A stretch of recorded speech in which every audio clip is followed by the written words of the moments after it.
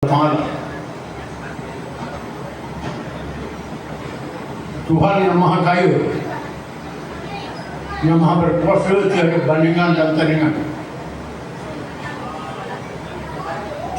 menunjukkan kepada kita satu perniagaan yang sangat besar keuntungannya dari dunia sampai akhirat, kekal selama-lamanya. Modal perniagaan itu ialah berjihad pada jalan Allah dengan harta dan jiwa. Kalau kamu tahu keuntungannya, kamu akan sanggup korbankan apa saja. Kata jihad dari bahasa Al-Quran dan perkataan asal al-jahdu dan al-juhdu. Al-jahdu dengan makna al-masyaqqah, kepayahan dan kesulitan.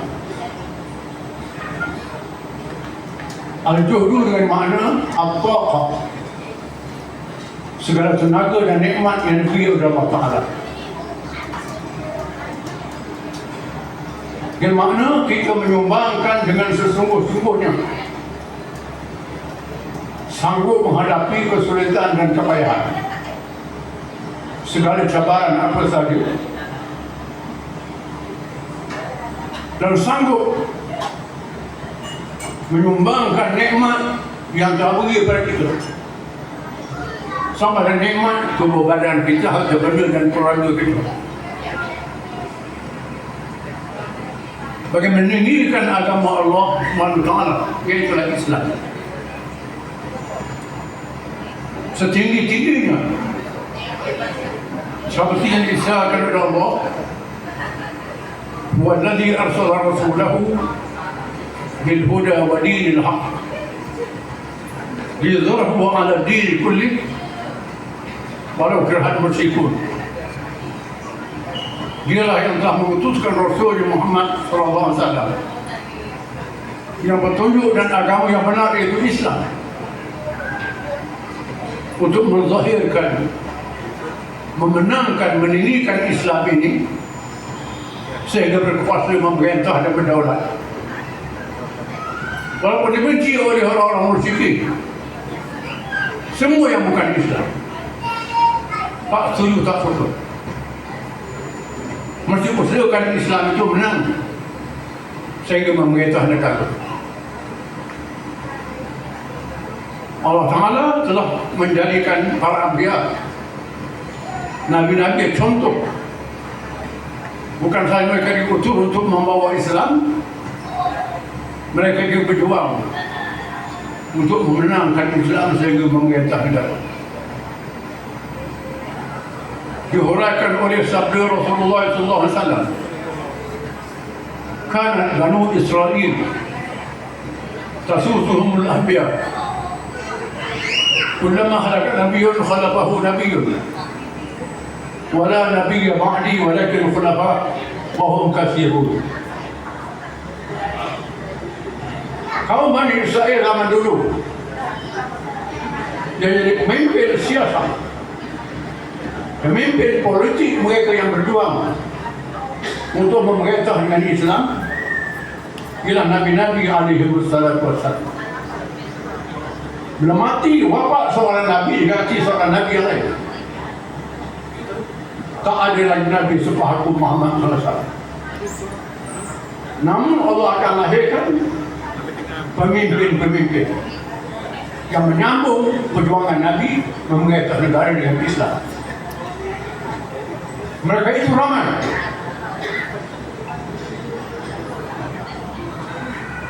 Di mana hadis menghuraikan bahawa Nabi-Nabi berpolitik, bukan hanya berdakwah. Politik menjadi pemimpin untuk mereka memimpin negara. Sekiranya kita baca Al-Quran Al-Karim, kisah Nabi-Nabi alaihi wassalatu wassalam, semua Nabi-Nabi itu bukan saja berdakwah mengajak orang ramai, mengikut Islam. Dalam masa yang sama, mereka menghadapi raja-raja dan pemimpin-pemimpin di zaman masing-masing. Menghadapi raja Fir'aun, Namrud. Menghadapi Al-Malak, pemimpin-pemimpin memerintah. Supaya mereka menegakkan Islam, berkuasa dan memerintah. Ini perjuangan yang Nabi Muhammad SAW disebut dalam Quran. Disebut dalam hadis. Malangnya pahaman ini sudah dalam pemikiran orang Islam. Sehingga mereka anggap politik ini kotor. Politik ini bukan berajaran Islam. Politik ini menipu. Padahal ini kerja Nabi-Nabi alaihi wassalatu wassalam. Disebut dalam hadis yang sahih. Nabi SAW bersabda, 7 jenis manusia yang dapat dilindungan Allah pada hari kiamat. Dipayung pada mahsyar, 7 jenis manusia. Yang pertama ialah pemimpin-pemimpin yang mengatasi negara dengan adil. Nomor satu pemimpin yang berjuang memerintah negara. Yang ketujuh, nomor 7, orang yang berzikir sehingga menangis. Nomor 7, berzikir menangis nomor 7. Yang pertama, pemimpin al-imamul adil. Pemimpin yang menegakkan pemerintahan dia. Nabi kita Muhammad SAW telah berjuang di Makkah Al-Mukarramah sehingga berhijrah ke Madinah dan ditawarkan menjadi raja, menjadi pemimpin Makkah. Nabi tolak. Bagaimana dia kekayaan? Nabi tolak. Kenapa? Nabi mahu supaya memimpin dengan Islam. Islam itu berkuasa. Pembesar Mekah tak izin. Tak mahu Islam itu berkuasa. Akhirnya orang Madinah terima. Nabi berhijrah ke Madinah. Ajak sahabat-sahabat berhijrah. Tujuan apa berhijrah? Tujuan untuk mendaulatkan Islam. Daulat apa? Kita tempik daulat tuanku, daulat tuanku, apa dia daulat? Daulat memerintah. Orang putih tipu kita. Daulat tuanku, tuanku tak ada kuasa. Kita lawan juga daulat tuanku. Tuanku kita dirampas kuasanya. Kita tak sedar. Kita bermain dengan penjajah. Daulat dan memerintah negara. Nabi berhijrah ke Madinah, menyatukan umat Islam. Umat Islam disatukan dulu. Muhajirin dan Ansar. Orang Arab itu disatukan. Kaum Arab mendominasi orang Islam. Berkuasa memerintah. Dan dia ajak orang bukan Islam.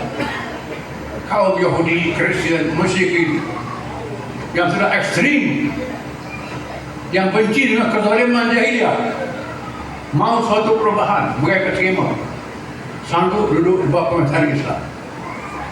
Maka berlakulah pemerintahan masyarakat majmuk yang mahu Islam adil untuk semua. Tak paksa orang bukan Islam